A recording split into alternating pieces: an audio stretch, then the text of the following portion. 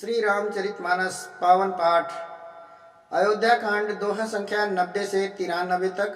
वर्णन लक्ष्मण जी एवं निषाद जी संवाद। सीता राम निषाद जी संवाद। जय श्री राम। सुचि सुविचित्र सुभोगमय है सुमन सुगंध सुबास पलंग मंजुमनि दीप जहाँ सब विधि सकल सुपास। जो पवित्र बड़े ही विलक्षण सुंदर भोग पदार्थों से पूर्ण फूलों की सुगंध से सुवासित हैं, जहाँ सुंदर पलंग और मणियों के दीपक हैं तथा सब प्रकार से पूरा आराम है। विविध बसन उपधान तुराई चीर फेन मृदु विशद सुहाई तांसिया राम शयन निशिकरही निज छबिरति मनोज मधु हरही। जहाँ ओढ़ने बिछाने अनेकों वस्त्र तकिए और गद्दे हैं जो दूध के फेन के समान कोमल निर्मल और सुंदर हैं। उन चौबारों में सीता जी और रामचंद्र जी रात को सोया करते थे और अपनी शोभा से रति और कामदेव के गर्भ को भी हरण किया करते थे। तैसिया राम साथरी सोए श्रमित बसन जिनु जाई न जोए मात पिता परिजन पुरवासी सखा सुशील दास हरुदासी। वहीं श्री सीता और राम जी घास फूस की साथरी थके हुए बिना वश के ही सोए हैं। ऐसी दशा में वे देखे नहीं जाते। माता पिता कुटुंबी पुरवासी मित्र अच्छे शील स्वभाव के दास दासियां जो गवाई जी नहीं प्राण की नाई मही सोवत ते राम गोसाई। पिता जनक जग विदित प्रभाऊ ससुर नरेश ससुर सुरेश सखा रघुराऊ। पिता जनक जग विदित प्रभाऊ ससुर सुरेश सखा रघुराऊ। सब जिनकी अपने प्राणों की तरह सार संभाल रखते थे वहीं प्रभु श्री रामचंद्र जी आज पृथ्वी पर सो रहे हैं।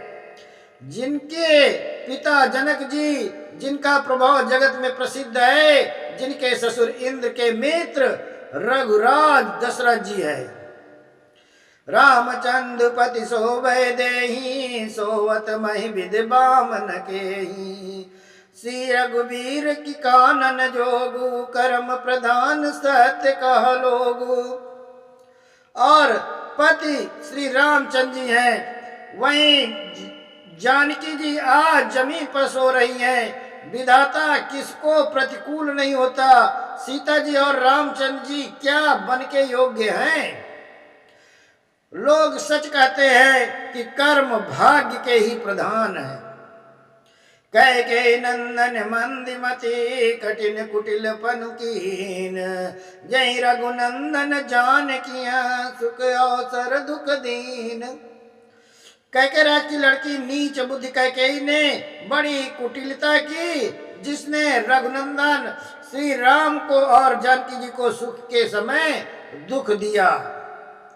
भय दिन कर कुल बिटप कुठारी कुमति कीन सब विश्व दुखारी। भयो विषादु निषाद ही भारी राम सिय मई शयन निहारी। वो सूर्य कुल रूपी वृक्ष के लिए कुल्हाड़ी हो गई। उस कुबुद्धि ने संपूर्ण विश्व को दुखी कर दिया। श्री राम सीता को जमीन पर सोते हुए देखकर निषाद राज को बड़ा दुख हुआ। बोले लखन मधुर मृदुबानी ज्ञान विराग भगति रस सानी। काउन को दुख दुख कर दाता निज कृत कहत भोग सब भ्राता। तब लक्ष्मण जी ज्ञान वैराग्य और भक्ति से सनी हुई मीठी और कोमल वाणी बोले, हे भाई, कोई किसी को सुख दुख देने वाला नहीं है। सब अपने ही किए हुए कर्मों का फल भोगते हैं। जोग वियोग भोग भल मंदा हित अनहित मध्यम भ्रम फंदा। जन्म मरण जहाँ लगी जग जालू, संपत्ति विपत्ति कर्म अरु कालू। सहयोग वियोग मिलना बिछुड़ना, भले ही बुरे लोग, मित्र शत्रु उदासीन, ये सभी भ्रम के फंदे हैं। जन्म मृत्यु संपत्ति विपत्ति कर्म और काल, जहाँ तक जगत में जंजाल है। धरनि धाम धनपुर परिवारू, सरगु नरकु जहाँ लगी व्यवहारू। देखिए सुनिए गुनिय मन माही, मोह मूल परमारथ नाई।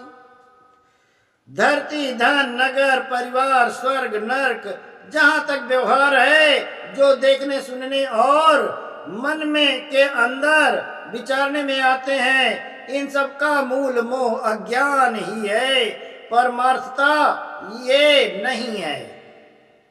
सपने होई भिखारी नपुर अंकुरक पति कोई, सपने होई भिखारी नपुर अंकुनाक पति होई।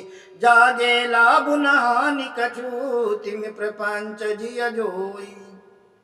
जैसे स्वप्न में राजा भिखारी हो जाए, कंगाल स्वर्ग का स्वामी हो जाए और जागने पर लाभ या हानि कुछ नहीं होती, वैसे ही इस दृश्य प्रपंच को हृदय से देखना चाहिए।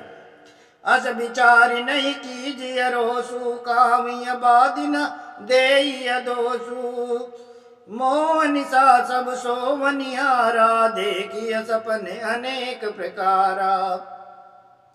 ऐसा विचार कर क्रोध नहीं करना चाहिए और न किसी को स्वार्थ दोष ही देना चाहिए। सब लोग मोह रूपी रात्रि में सोने वाले और सोते हुए उन्हें अनेकों प्रकार के स्वप्न दिखाई देते हैं। यही जग जामिन जागे जोगी, परमारथी प्रपंच वियोगी। जानिए तबहि जीव जग जागा, जब सब विषय विलास विरागा। इस जगत रूपी रात्रि में योगी लोग जागते हैं, जो परमार्थी हैं और प्रपंच माइक जगत से छूटे हुए हैं। जगत में जीव को जागा हुआ तभी जानना चाहिए जब संपूर्ण भोग विलासों से वैराग्य हो जाए। होई विवेक मोह भ्रम भागा, तब रघुनाथ चरण अनुरागा। सखा परम परमारथ हुएऊ, मन क्रम बचन राम पद नेऊ।